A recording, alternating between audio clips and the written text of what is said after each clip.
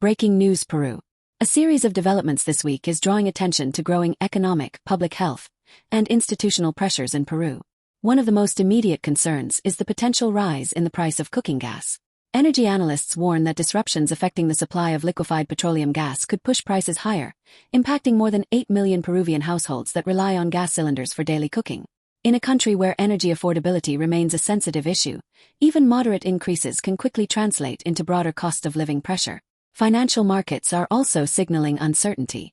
The Peruvian sol recently weakened to around 3.45 per dollar, its highest level in roughly 5 months. Currency movements of this kind often reflect a combination of external factors, including global risk aversion and geopolitical tensions, as investors shift toward the relative safety of the US dollar. At the same time, health authorities are monitoring the confirmation of a second measles case in Lima this year. While officials emphasize that this does not yet represent an outbreak, the situation underscores the importance of sustained vaccination coverage and epidemiological surveillance. Another report highlights a quieter but equally concerning challenge within the healthcare system.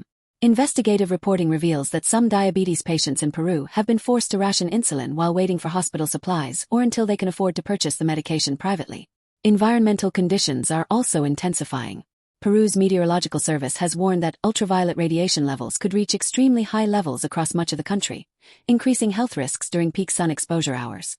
In the institutional sphere, the Inter-American Court of Human Rights has ruled that Peru is responsible for the forced sterilization of Celia Ramos Durand, a woman who died after undergoing a tubal ligation in 1997 during a state family planning program implemented under the government of former President Alberto Fujimori. The case is widely seen as emblematic of a broader policy carried out during the Fujimori administration in the 1990s, which affected thousands of women, many from rural and vulnerable communities, and the ruling renews international scrutiny over accountability and reparations for victims of the sterilization campaign. For more information, follow us